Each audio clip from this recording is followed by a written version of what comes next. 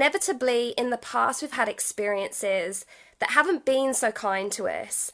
And every time these things happen in our lives, and it doesn't just have to be one thing, it doesn't even have to be one big thing.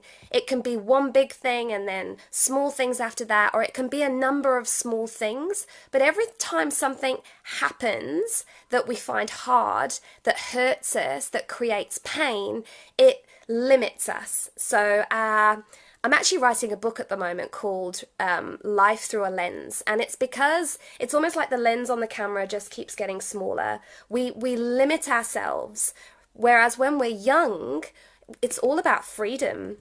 We don't place limits on ourselves or question what our heart draws us to. We just listen to our heart, we feel our gut, and we go forward. We have absolute freedom. I personally lost all of this freedom because of my fears, was completely stuck in a rut. We were living paycheck to paycheck, constantly worrying about how to pay the bills and then pay for food and everything else on top of that. And when I look back now on that situation, I can kind of see that I had like a feeling of entitlement. I became a bit of a victim to that situation, and I felt like I deserved better. But when I really look at it, my energy was putting out something completely different, and it didn't reflect that. I was working. I was actually working my fingers to the bone. I was working from the minute that I got up to when I went to bed. But was I necessarily putting out value? And did I actually deserve wealth? And the truth is, no, I didn't. If you really want more money, we have to put more value into the marketplace. Whereas I was just being busy. So I was creating the website that I thought I needed and the marketing strategy that I thought I needed to make the sales for the money that I needed, that I desperately needed, when I actually needed to stop needing, and I needed to start creating the value that would attract that money. And that biggest value was me.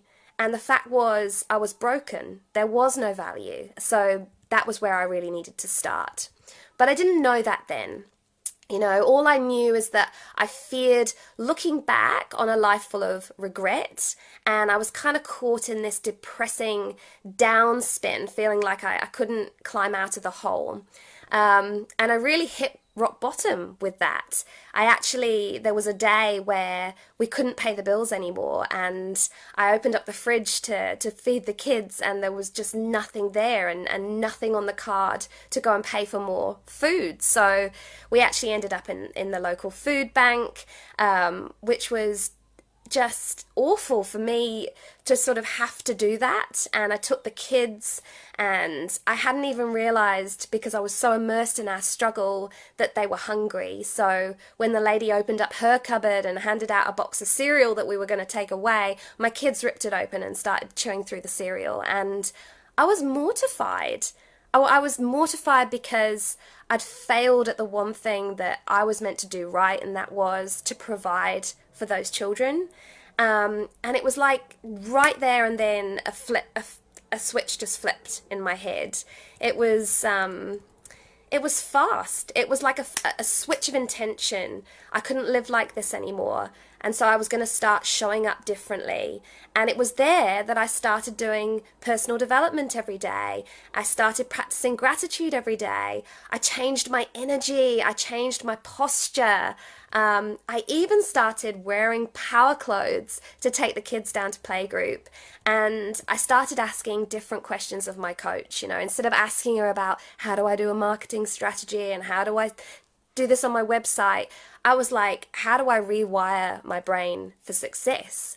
If you focus on all the problems, you just attract more problems into your life. And that's what I was doing. I was immersed in the struggle, focused on the struggle, and attracting more of the struggle into my life. So if you flip the switch like I did and start focusing on the solution in your life, then you open the doors for all sorts of miracles to manifest in your life. So your vision sets the intention about how you're going to show up. It tells you what needs to happen inside your own mind, what needs to transform in your mindset, and it shows you how you need to step up and helps you to take that first step, because not making a decision can also become making a decision in itself, you know? So that day in the food bank, I made a decision. I made the decision to actually face my story, which went way back before not being able to pay the bills, face my fear that had been born out of the experience that I'd had, and turn my pain into hope for others.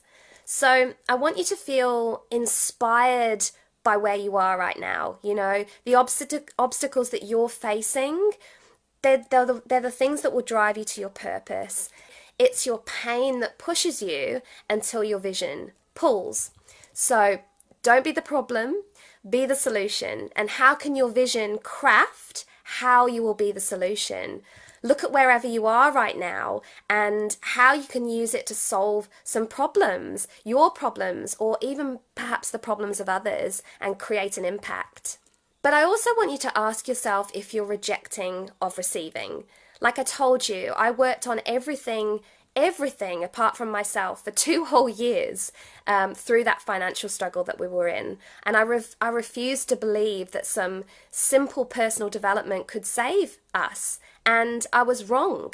You have to get this or you're always going to struggle to receive. You know, everything starts within you, and we have to leverage what we've been through, not ignore it or stuff it away in some box deep in the back of our mind. So if you're truly ready to become the solution in your life and magnetize your own miracle, today is the first step by setting that vision of where that's basically where you'll start. And I want you to dream big, okay? Dream big. Don't limit the vision to be safe. Lose all the limits, you know? Let that lens be really wide and big, because everything is possible. I'm not sure if any of you believe in quantum physics, but it basically states that we can create our reality with what we think about, as long as our feelings match the vision that we set.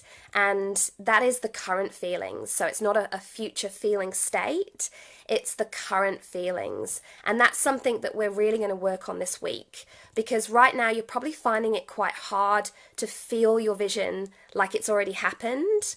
But that's important, and what we focus on expands. So what we want to focus on, what we want to bring into our reality. And otherwise, I will get going, and I will be really excited to see you here tomorrow for day 2. I will see you then. Bye-bye.